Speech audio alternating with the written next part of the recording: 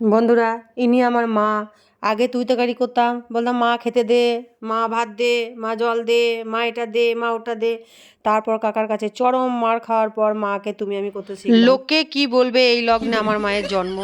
প্রথম থেকে আমরা ছোট থেকে শুনে আসছি লোকে কি বলবে। তাই জন্য লোকে কি বলবে, বাবা চলে যাওয়ার পর রাত্রেবেলায় ভাত খায় না, যদি ভাত খায় লোকে কি বলবে। কালার রঙিন শাড়ি পরে না, লোকে কি বলবে। যদি আমি রঙিন শাড়ি পরি লোকে ছি ছি করবে। লোকে কি বলবে আমি যদি একটু সাজুগুজু করি, লোকে কি বলবে। এমনকি লোকে কোথাও বেড়াতে যায় সেটাও ভাবে যে লোকে কি বলবে। মহা সমস্যা। লোকে কি বলবো বলতে বলতে বলতে মায়ের এই রোগটা গ্যাস অম্বল এনে দিয়েছে, যে লোকে কি বলবে গ্যাস অম্বল হয়। এই গ্যাস অম্বলের জন্য বাবা যে ডাক্তার দেখিয়েছিল, শোনা গেছে যে বাবা ওই গ্যাস অম্বল তো ঠিক করতে পারে নাই, সেও পাগল হয়ে গেছে।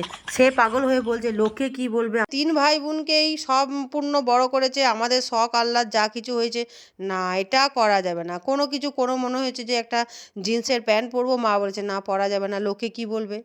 দিদি সাজতে গেছে, না লোকে কি বলবে। তো ভাইকে আর দিদিকে কন্ট্রোল করে নিয়েছে, কিন্তু আমাকে পারে নাই।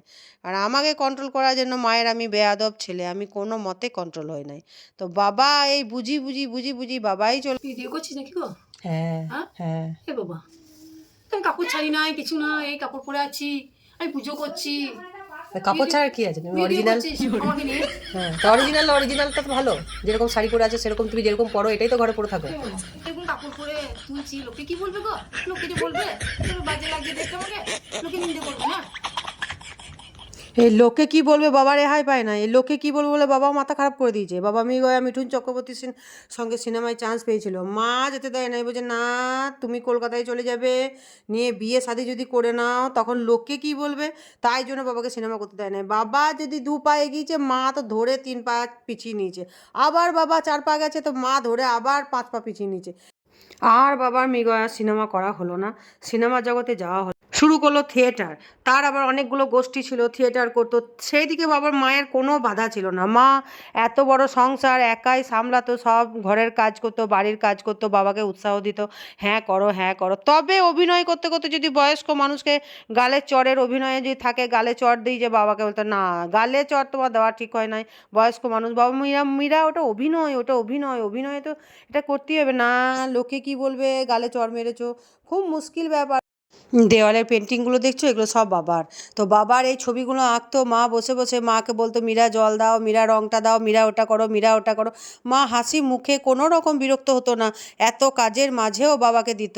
তো বুঝতে পারতো না মা যে এটা কী এঁকেছো গো, এটা বুঝতে পারছি না। তো বাবা কোনো দিন মাকে ছোট করে নাই, যে না এটা তুমি বুঝতে পারবে না, এটা তোমার মাথায় ঢুকবে না, না। সহজ সরলভাবে বাবা বোঝানোর চেষ্টা করতো মাকে।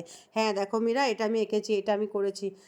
আর এই স্ট্যাচুটা দেখছো না, বাবাকে ভালোবেসে এই স্ট্যাচুটা বানিয়ে দিয়েছে। বাবা চলে যাওয়ার 3 দিনের মধ্যে এই স্ট্যাচুটা। এখন আমি ভিডিও করি, আমাকে নিয়েও মায়ের খুব সমস্যা।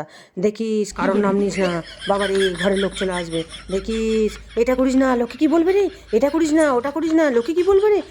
আমার মনে হয় লোকও ক্লান্ত হয়ে যাবে, এত বলবে এত বলবে। না না দরকার নেই বাবা, আর বলার দরকার নেই।